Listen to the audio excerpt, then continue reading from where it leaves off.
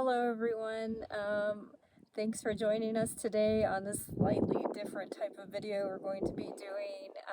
Typically we're on the road and doing a lot of vlogs and things like that, but today we have a little bit of a different type of video. We thought it would be a good idea to kind of come together and make a video about why we are doing this whole crazy thing, why we purchased land, why we plan on building our own homestead. And to help with this whole video, I've enlisted Paul here today. Usually he is the one that I'm filming behind the scenes as he works on things, so it's kind of nice. You'll get a chance to kind of hear him explain some things that we're up to and what we plan on doing. So, yep.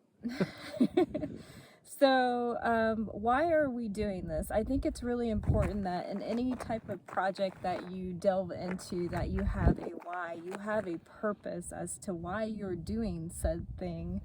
That way you have a reason to kind of stay on track and you have something to look forward to.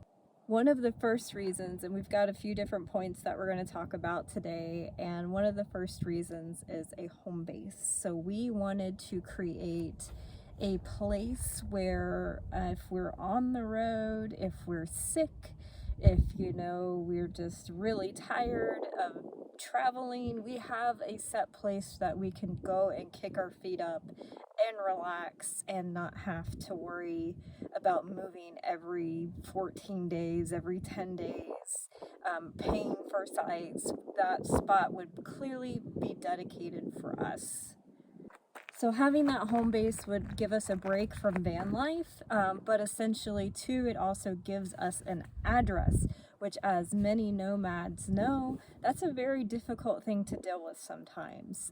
We do have mail forwarding that we currently use out of South Dakota, which is where we're domiciled at, but it's not the same as having an address to easily receive packages from. And so when we're on the road, we've had a lot of difficulties within the past couple years in receiving packages. Either the postal service will not accept certain packages, different states and towns vary, that we've noticed along the way. Bigger the town, the harder it is.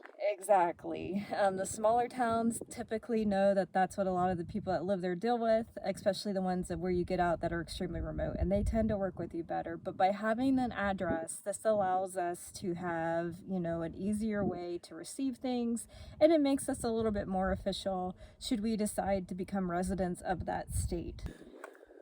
So the second reason that we wanted to do this is that we've always had a dream of tiny living. And so to give you a little bit of background on Paul and myself, we were married back in 2009. And back then when we had first gotten married, we were looking for a home. And we decided over the course of looking and dealing with realtors and viewing homes that we wanted a tiny house. We decided that, the apartment that we lived in, one of them was like around the 600 square foot or so, and we actually really enjoyed it. We felt it was just enough space and it had everything that we needed, and we didn't feel like we were at a loss for anything. It was basically a studio apartment is what we had. Yeah, kind of think of a hotel room, and it's about the size pretty much. But we felt comfortable in that. And so when we talked to realtors and spoke with them, and a lot of them kind of thought we were crazy. We went through a few that were just not listening to what we really wanted. But anyways, make a long story short, over the years we looked and looked, didn't quite find what we wanted, but we did find an 1,100 square foot home, which, to be honest, felt really big. I felt like there was a lot of empty rooms that we weren't utilizing, a lot of space that just we had no use for or no need for. And so and it was big for us. Now your average size home is much bigger than that, but even for us it was still some very empty spaces in there. Yeah, it felt like it just wasn't a great fit for us. And so outside of that, before we had even obtained the home, we had looked into the tumbleweed housing. That was a big boom back in the day, a while ago. And so that's when that all was starting up, and we looked at a lot of different things. And something that I looked at in my spare time was cob houses, and that was kind of a big thing over in the UK. And there were some folks over here who were building it, and the cob homes, you know, were not as massive as, say, like an Earthship, but anyways, that was something that, you know, we'd always kind of dreamt about. And so this is an opportunity where we can actually make that happen and create a space in the size that we want, rather than having to look for things that have already been created. And so that brings us to our third point, which is the ability to create our own space.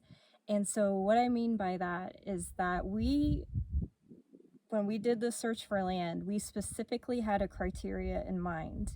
We wanted a place where we could build whatever we wanted, barring, obviously, there's specifications and regulations you have to follow. You're not going to just be able to do whatever you want anywhere, to be honest. But one of the things we wanted where we could build under an owner-builder opt-out permit. And so that is what we found with Cochise County, is that we found that Cochise County has an owner-builder opt-out permit where you can apply for that, and it allows you to opt out from a lot of the inspections process that you would have to go through with a typical single residential dwelling. And so that was something that was really important for us. Of course, there's a lot of other specifications. There's videos, a lot of folks have talked about the opt-out process out there. It has to be a certain type of acreage, which we were perfectly fine with. The acreage actually met our needs for what we wanted to do, which we'll talk about a little bit later. But this allows us to build an earthen style home, and you can't build that anywhere easily. And so that is something that really intrigued us, and this is a way that we can kind of make it happen for us and make it a reality. Our fourth point is challenging terrain. So we know that going into this, it's going to be a challenge, and it's not going to be easy. I think the common thing and the perception we get from a lot of folks and our neighbors out there is that, you know, people come and do this and then they give up. And I think a lot of people may go out with certain or not realistic expectations. And I think Paul and I have done enough research, and we've lived on the road enough to kind of understand a lot of those challenges. I think some people come from the east and then they try to bring those same growing practices and building practices here, and it doesn't work. You have to use the land to your advantage, not the other way around. You can't just bust the sod. You got to work with it, or else it's gonna stop you from doing what you want to do. Yeah, so we definitely are up for a challenge. Personally, I like challenges. I like problem solving to some degrees, and so this gives us that opportunity. So we've been doing a lot of research, primarily with, you know, rainwater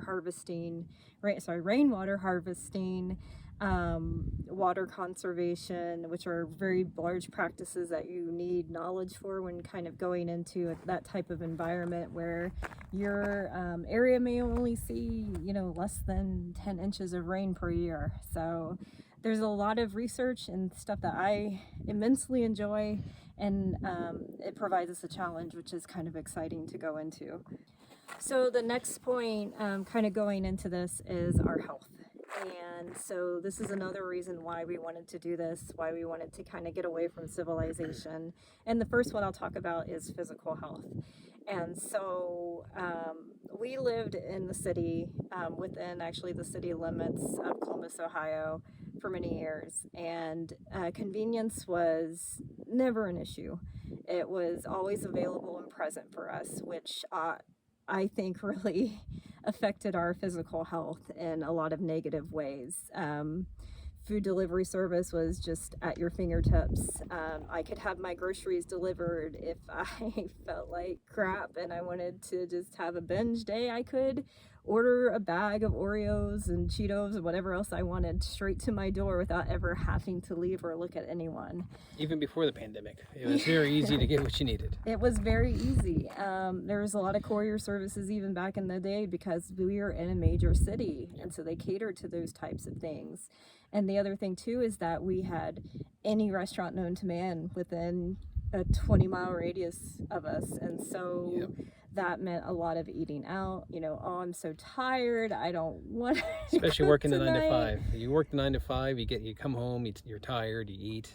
You know, it was eat, work, sleep, and that takes a toll on you after a while. It beats you up. Yeah, so we this is partially for a health reason. We on the property we are planning on growing our own food, and also the other key point to that too, to kind of go back to the convenience aspect, is our closest, I don't know, was it McDonald's? That's like An hour and a half. hour away. Yeah, hour. So It's an hour away. so it's not going to be let's roll Yeah. out of bed and go to McDonald's in the morning. Yeah. It's like, you know, you got to do it or you're not going to eat. Yeah. So that's It's like Jamestown. If you don't work, you don't eat. yeah, basically. exactly. And so I feel like we need that mentality, and we also need the physical aspect of having work to do and keeping our bodies in motion, which is really difficult when you live in a city. You have conveniences everywhere. Uber, you know, you don't have to walk anywhere. Some, in our cases, it wasn't safe to walk to some places. You know, we lived in a pretty high crime area when we lived in the city, and so that was kind of a issue we dealt with. Also to health, we're not getting any younger. You know, we were planning on doing this, like live the van life for years and then buy a piece of land and then do this. We might be too old by then. We may not be able to work the land or build a house. We'll have to pay somebody to do it, and that's too expensive. And we're young enough now where we are able-bodied enough. We're able-bodied enough to do this ourselves. So we figure now's the time. We had the opportunity to buy some land. We did it, and now we're going to follow through with it. The other aspect of health is mental health. And so the other part is it kind of goes in hand, I think, with physical health at times. You know, if you're not eating right, then you're not feeling right. And so that can lead to a lot of mental issues. So the rat race is something too that you deal with. You get in the car, you go to work, you spend the majority of your time working and not really enjoying life. And so part of this too is a mental health thing, to be able to kind of break away from those societal norms and be able to, you know, just focus on things I think that matter in life, really. And the other aspect of that too is, you know, when we were working, we were in the city and we were on the same schedule. It felt like we were just a part of a giant hive mind. Like everybody went and did the same things at the same time, ate at the same places, went to the same stores to shop, and it was, You were a gear in a machine. yeah, you just felt like you couldn't escape from it. Like Charlie Chaplin in modern times. I mean, you're just part of the machine. Exactly. And so this is going to give us a little bit of, you know, a way to kind of escape. Oh yeah, working 16-hour days some days, and then you'd work it 5 to 6 days a week. You basically lived at work. You just slept at home, and you didn't see anybody. You know, that's not living. So Yeah. come out here and live life. So our next point is finding community. So we've been nomads for a couple years now. We've been on the road. We've, you know, seen, you know, think what there is to see, and been to the hot topic places of being a nomad. And Been to most of the lower 48 of the United States. I Yep. mean, from Key West to the San Juan Islands, we've seen it. So sorry, New England. We did. Maybe soon. And so I think over these past couple years, when we started out, we had thought we were going to find a lot more community, and we really didn't. And I'm certain people will argue that point, like right out of the bat, like, oh, there's tons of community, where are you, you know? But I think Paul and I tried a couple times and just didn't work out, and maybe it's just not for us. But There are cliques to van life. I mean, you know, the people with Airstreams stay with people with Airstreams. The schoolies stay with schoolies. The deadheads stay with deadheads. And maybe we were just ghosts in those groups. We just kind of, you know, fade in and out of them. But, I mean, I came out here to be alone. But and I'll get to that point later. yeah, and I think it's important to have community, though, because it was nice having that. I would say that's one aspect of the city I miss, is having that community, being around people that are like-minded in some senses. Yeah, we did meet some good people. We did meet, yeah, we met a lot of great people, especially the people we've worked with over these past couple years have been absolutely amazing, and just wonderful connections throughout that way. I'm talking more about like the big gatherings and the big meetups and the things that are always like heavily promoted. It's just, you go there and you kind of feel like you really don't fit in. And say hi to people and they just they just glare at you. Yeah, so that's always fun. But I'm not here really to complain about that. But it would be nice to be able to set roots again, to be able to have another established community where you know your neighbors, you know who's around you, and you have those connections for many, many years to come. Like-minded people is what we're also looking for as well. So I think we may have found that. So next point is restarting passions. And so that kind of goes hand in hand with community. So one of the things that I miss a little bit about being in a city or being within a community is, you know, I had a huge passion for art, and I worked a lot with a lot of art organizations within the community. And I haven't had an opportunity to really dive into that passion, even though I think some of my expectations of going into van life was that I would have freedom and I would want to create all the time and make all kinds of cool things and stuff. And it's not the case. In fact, this is the most less creative I think I've been in years.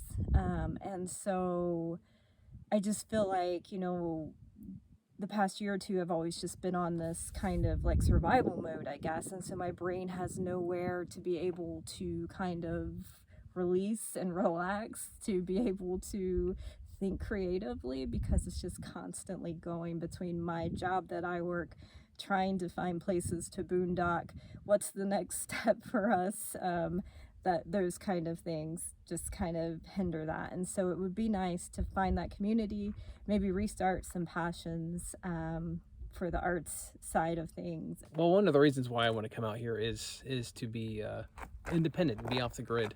I want to take up farming out here in the desert. I mean, there have been people out here for thousands of years. There have been cities out here pre-Columbian. Before Columbus got here, there were huge settlements out here that were able to thrive and survive off the desert land. And I think that's something that we could practice ourselves. We could grow our own food. As I said, I want to live a life sustainably. So if that is raising vegetables or raising chickens, that's what I want to do. There is also another thing I want to do is, which is going to sound a little odd to some people, is raise pigeons, and that's going to be for food as well, for eating, not just for a pigeon fancier. I want to do that to have free meat, basically. So, and maybe some eggs from it, even though they're very small. But that's something I want to do. I just want to get off the grid and just live a life sustainably without the help of outside, governments or peoples. I want to be able to do it myself. So that's the main reason why I want to do this. Just want to be completely off the grid and be away from society itself. I guess a bit of a hermit. It's a challenge, but it's not impossible.